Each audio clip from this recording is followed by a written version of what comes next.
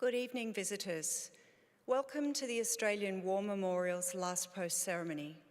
My name is Emily Hiles, and joining us today from the Royal Australian Navy is Captain Guy Blackburn.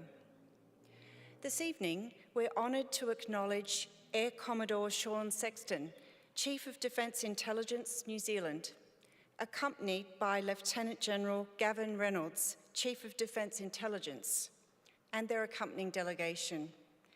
We also warmly welcome the HMAS Creswell New Entry Officers, Rankin Division, who are in attendance this evening. We welcome the veterans who have served, those that are still serving, and the families that love and support them.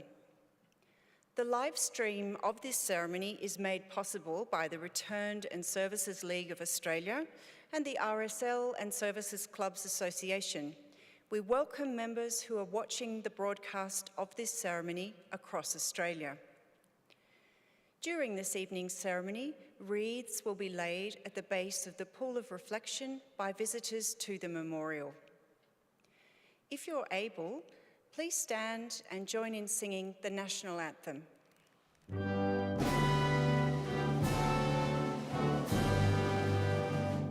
Australians, oh, let us rejoice, for we are one and free. We've golden soil and wealth for toil, our home is got by sea.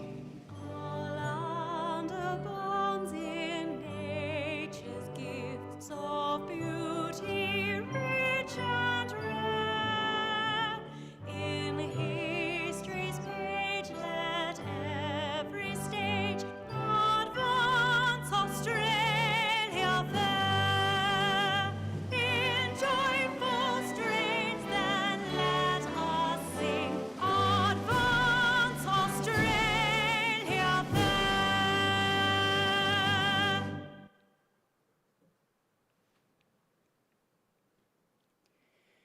The Australian War Memorial was the vision of Charles Bean, Australia's First World War official historian. Bean landed with the Australian troops on Gallipoli and stayed with them at the front through to the end of the war. The idea of this national memorial and museum came to him at Pozières, France, in the depths of the bloody fighting of 1916. Bean's idea was that this would be a place where family and friends could mourn loved ones buried in faraway places.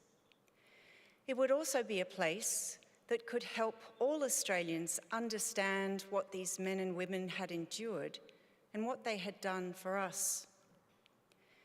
Bean's vision, to which we remain true, is best expressed as inscribed in the entrance to the memorial's galleries. Here is their spirit, in the heart of the land they loved. And here we guard the record which they themselves made. Tonight, we will read the story behind just one of those on the Roll of Honour, which lists the names of more than 103,000 men and women who have given their lives for us in war and on operations for more than a century. But first, we present a lament, Flowers of the Forest. Wreaths and floral tributes will now be laid at the base of the Pool of Reflection.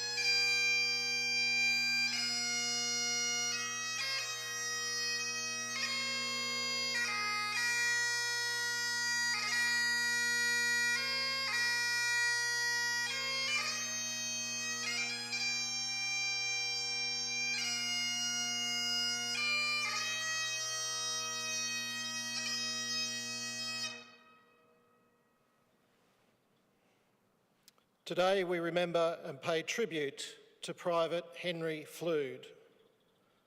Henry Flude was born on the 3rd of December 1895 in Rockhampton, Queensland. Known as Harry, he was the eldest of 4 children born to John Flude, a slaughterman, and his wife Lydia. Harry grew up in the suburbs of Sydney and received his education at South Granville Public School.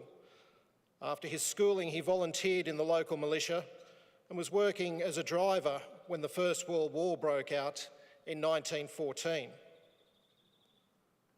Henry Flude enlisted in the Australian Imperial Force on the 27th of October 1915. He was assigned to the 8th Reinforcements of the 18th Battalion with the rank of private. After some training, he embarked for active service from Sydney on the 20th of December 1915 on the troop ship Anus.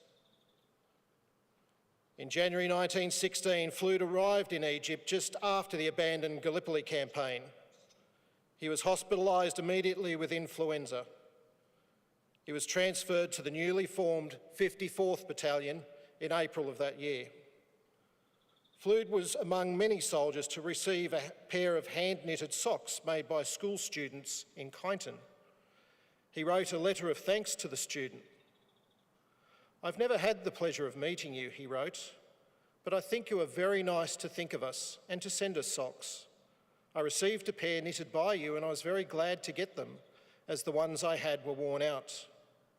Judging by your short note, I think you are a young girl. I am young too. I hope you will write to me as I am very lonely. I will write you a long letter if I get one from you." In mid-June, Flude and his comrades embarked for the Western Front with his new unit. They were immediately sent north from Marseille to the Franco-Belgian border, which had once been the site of bitter fighting. Now comparatively quiet, this area of the front became known as the nursery section, where the new troops were introduced to life in the trenches. After only a few days in the front lines, Flude's unit was called into action near the village of Fromelles. The battle was intended as a feint to prevent German reserves from moving south to take part in the Battle of the Somme. Ordered to attack strongly fortified positions near Aubers Ridge, the Allied advance was preceded by a 7-hour bombardment. It was designed to destroy the German front line and allow the troops to take their objectives largely unopposed. When the battle began in broad daylight, advancing units quickly realised not only had the artillery been almost useless, but it had also served to warn the enemy of the impending attack. As they jumped the parapet, Allied troops were quickly cut down in waves by machine gun and artillery fire. Though some men made it to their objective, they were quickly forced to withdraw and were again caught under heavy fire during the retreat. By the time the battle was called off, the 5th Division alone had suffered over 5,500 casualties in an attack that has been remembered as the worst 24 hours in Australia's entire military history. Among these casualties was Private Harry Flude, who was killed by a shell during the attack on Fromelles. His exact fate remains unknown. Today, Flude is commemorated on the VC Corner Australia Memorial at Fromelles, France. Private Harry Flude was 21 years old. His name is listed on the Roll of Honour to my right among the almost 62,000 Australians who died while serving in the First World War. His photograph is displayed today by the Pool of Reflection.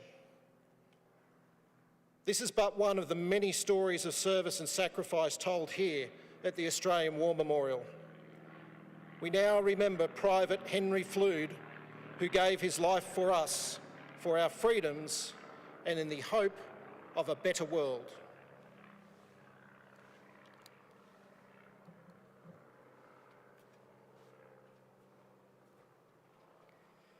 Please stand for the reading of the Ode and the sounding of the last post.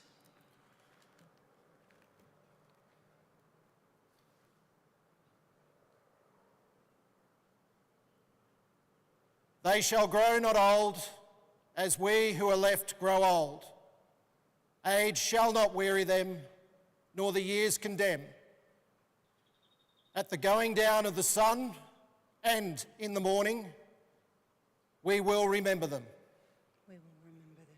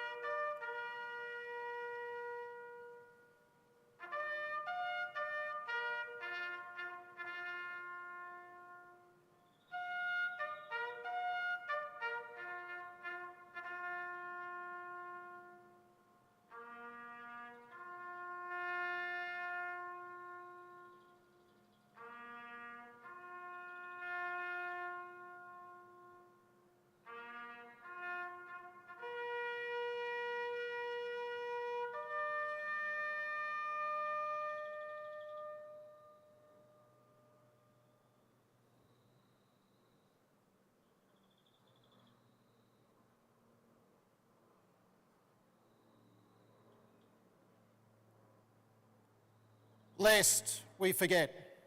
Lest we forget.